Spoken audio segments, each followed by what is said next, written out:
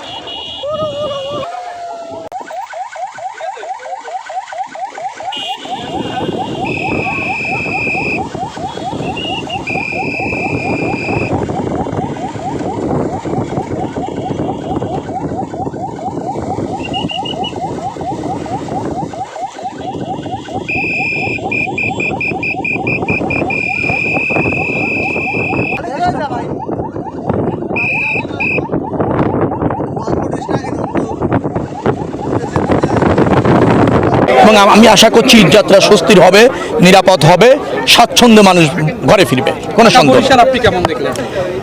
ঢাকা বরিশালের রাস্তাটা হ্যাঁ ঠিক আছে, আপনি যদি বলেন যে ভাঙা থেকে এই বরিশাল পর্যন্ত যেটা, এটা 2 লেনের রাস্তা, চলাচল করা যাচ্ছে, কিন্তু এটা আরও ওয়াইড হওয়া দরকার এবং সেটা আমরা সরকারও উপলব্ধি করে, আমরাও উপলব্ধি করছি। আর এবার এসে সরাসরি দেখে গিয়েছি, ডেফিনেটলি এই ব্যাপারে আপনারা সুসংবাদ পাবেন যে দ্রুততম সময়ের মধ্যে কিভাবে কাজটা শুরু করা যায়, সেই পরিকল্পনা সরকার আছে। মনে রাখা দরকার, বর্তমান যে সরকারটি ক্ষমতায় আছে জনগণ কর্তৃক নির্বাচিত সরকার, এই সরকার উন্নয়নটা নিশ্চিত করতে চায়। বিশেষ করে অবকাঠামো উন্নয়ন ছাড়া একটা জাতি সমৃদ্ধ হতে পারে না, অর্থনৈতিক উন্নয়ন বাধাগ্রস্ত হয়, সমূহ সম্ভাবনা, শ্রম, মেধা, যোগ্যতা এটা ট্রান্সপারেন্ট হয় না, যোগ্য জায়গায় যেতে বাধাগ্রস্ত হয়, যার জন্য আমাদের কাছে এটা প্রাধান্য পাচ্ছে এবং প্রাধান্য পাচ্ছে বিধায় সরকার এ ব্যাপারে খুবই মনোযোগী। ইতিমধ্যে এমপি মহোদয় উল্লেখ করেছেন, তিনি যেহেতু এখানে বারবার নির্বাচিত এমপি এবং জনগণের এবারও বিপুল ভোটে নির্বাচিত এমপি, তিনি যেটা দাবি করেন সেটা জনগণের দাবি, তিনি যেটা উপলব্ধি করেন সেটা সরকার করার জন্য তাগাদা অনুভব করে, দায়িত্ব অনুভব করে। আমার সামনে উনি উপস্থাপন করেছেন, আনুষ্ঠানিকভাবে প্রস্তাবনাটা ডিও লেটার দিয়েছেন।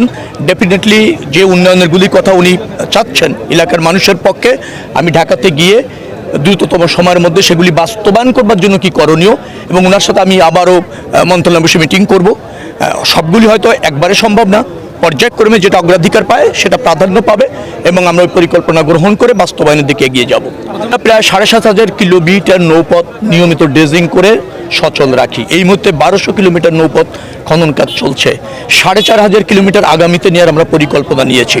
আপনি যে আশঙ্কা করছেন এটা আশঙ্কা, আমার ধারণা যে অবাধে সদরঘাট থেকে বরিশাল পর্যন্ত জাহাজ চলাচল, ভোলা পর্যন্ত যে সমস্ত জাহাজ চলাচল করে নৌ রুটে, তারা অবাধে চলতে পারবে, সে প্রস্তুতি আমাদের আছে এবং সেই খনন কাজও করে আমার মনে হয় না যে আপনি যেটা আশঙ্কা করছেন সেটা হবে।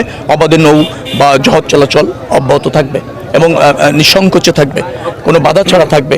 আপনি সদরঘাটের খবর নেন, চমৎকার পরিবেশ বজায় আছে। আপনি চিটাগাং রোডে চাপটা একটু বেশি আছে, সারা বাংলাদেশের খবর নেন। আমি গাড়িতে বসে সব জায়গায় মনিটরিং করছি এবং দেখছি ঈদযাত্রায় মানুষ আনন্দিত এবং আপনাদের সব মেইন স্ট্রিম টেলিভিশনগুলো রিপোর্ট করছে যে কোনো কমপ্লেন নাই, ভাড়া বাড়ছে না, স্বস্তিতে যাচ্ছে, খুব বেশি আপনার যানজট অথবা অব্যবস্থাপনা সড়কে নাই। মনে রাখা দরকার, মাত্র 2 থেকে 3 দিনের মধ্যে 1.5 কোটি লোক ঢাকা ছাড়ছে, তো তাদের যাত্রাটা স্বস্তি করা বেশ চ্যালেঞ্জিং।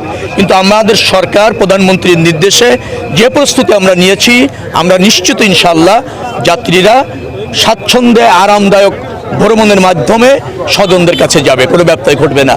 আর যে সেতুটি আজকে এখানে উদ্বোধন করা হলো, এটাও গুরুত্বপূর্ণ সেতু, প্রায় 283 মিটারের মতো এটার দূরত্ব এবং এই অঞ্চলের মানুষের আমার বিশ্বাস যাতায়াতের ক্ষেত্রে এই সেতু একটা যুগান্তকারী এবং গুরুত্বপূর্ণ ভূমিকা রাখবে।